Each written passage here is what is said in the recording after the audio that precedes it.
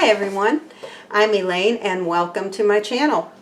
Now today I'm going to do a pot roast, but I'm going to do it in my pressure cooker, which is right here. This is an old one that I got this pressure cooker originally in 1974. My husband gave it to me for a birthday present. I told this story on a previous video, but I hated it until I figured out what all it would do, and I actually figured out how to use it.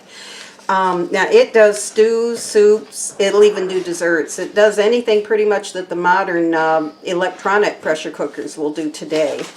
So, but I think it does it just a little bit faster. But anyway, people have told me that they're afraid these old pressure cookers like this blow up. And they will, unless you follow the manufacturer's instructions. They're perfectly safe as long as you use them according to what the manufacturer recommends. So I'm going to turn your camera down and show you what we're going to do to start this out. Now this is a Presto brand that I've had, like I say, all these years. But first thing we're going to do is there's a valve right here.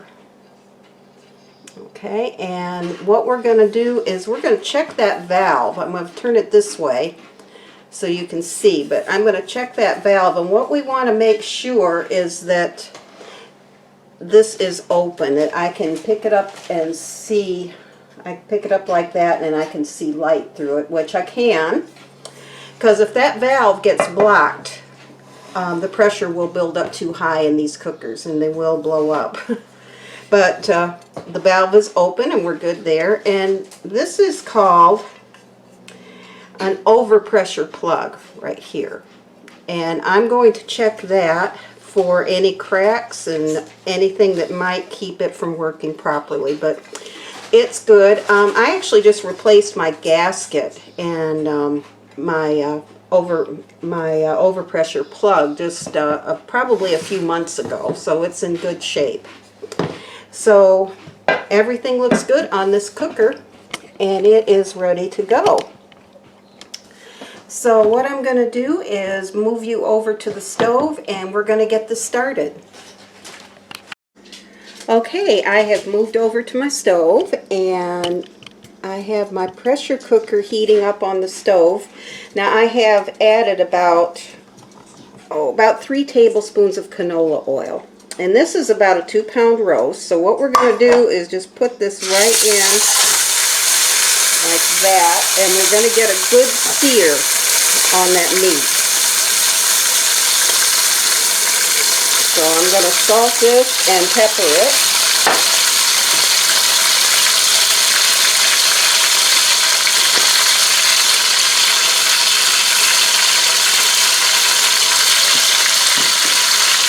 Okay.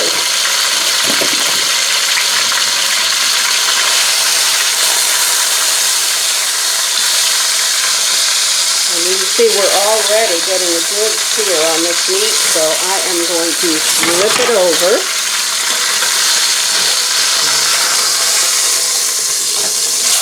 Just like that. See that nice sear we have? That's going to be really good. That's going to hold in the juices and help us keep this tender. Okay, and I'm also going to salt and pepper the other side.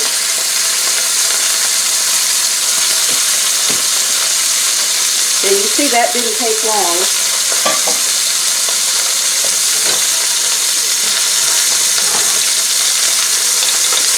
Move that down just a little bit.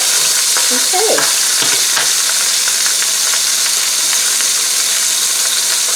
Okay, and so the next thing I'm going to do is I'm going to cover this with water. So hold on just 1 second. Take this over to the sink and just run some water.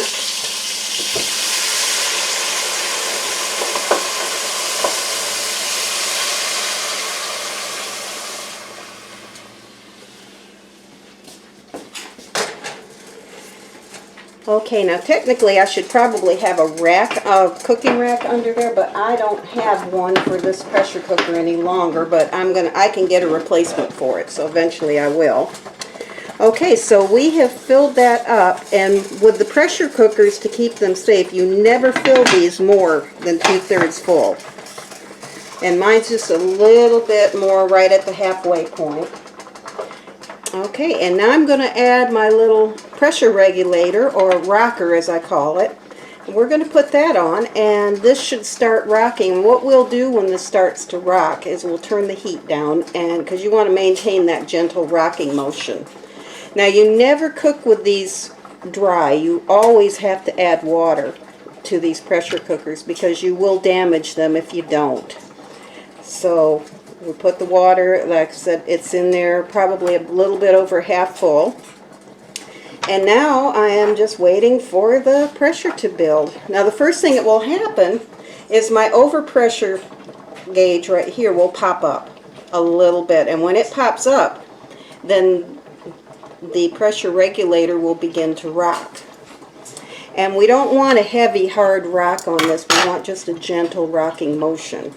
And so, and I can see this is already coming up, and there it did. I don't know if you saw that little thing pop up or not, but we did just pop up.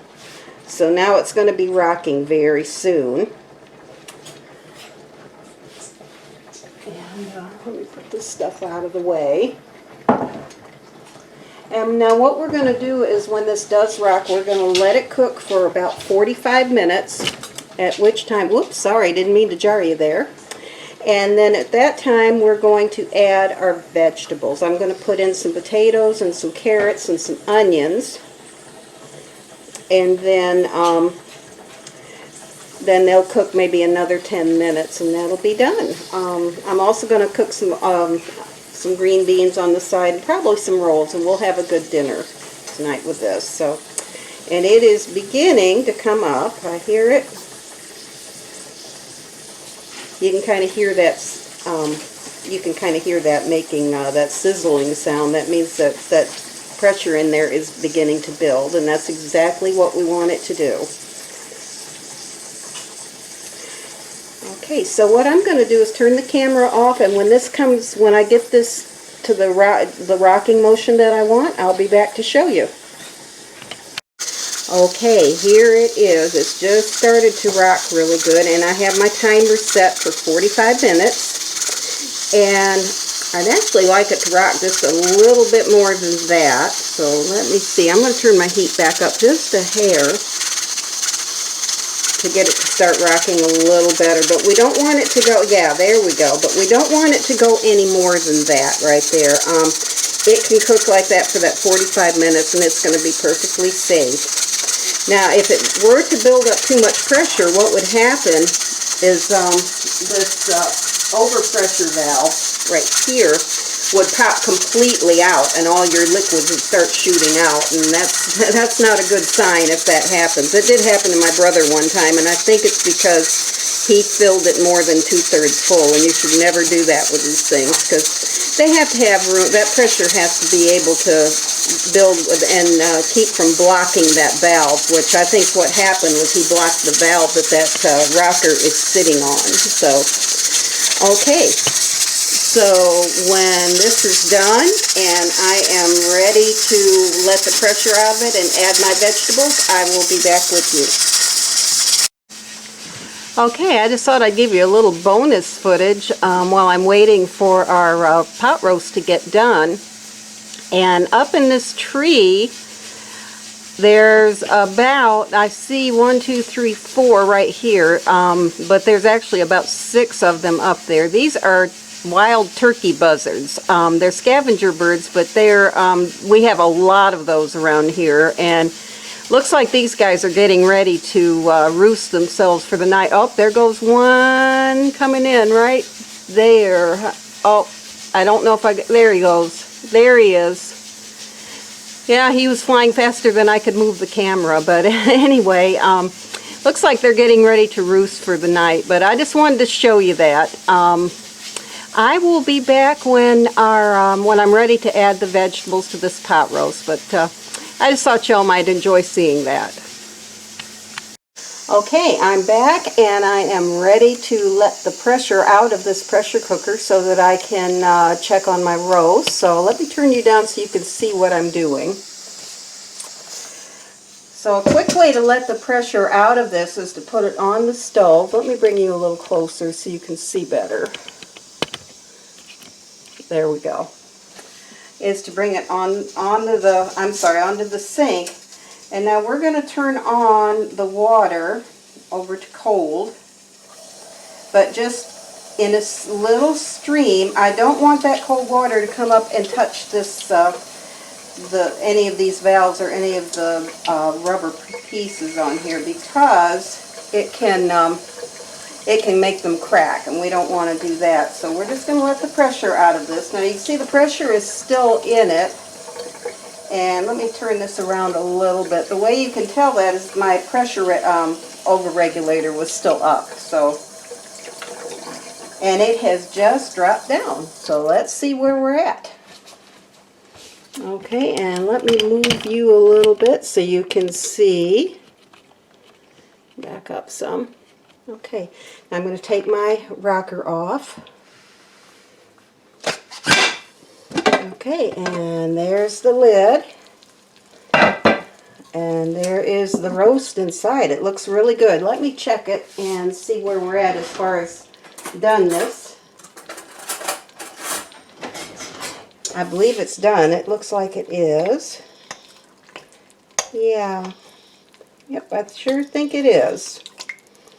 All right. So now what I'm going to do is these are my vegetables. This is my potatoes, my carrots, my onions, and I've just cut everything into quarters. And I'm just going to dump them in on top of that roast. Now I'm going to add just a little more water to that.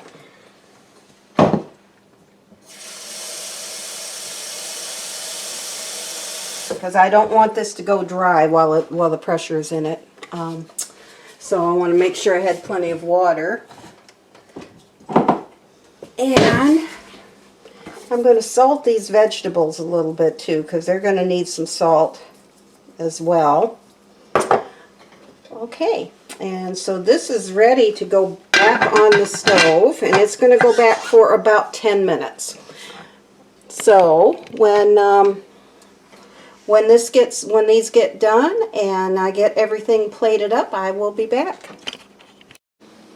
Okay, we're back, and the pot roast and potatoes and carrots and onions and green beans and everything is done. So let me turn you down so you can see how it came out.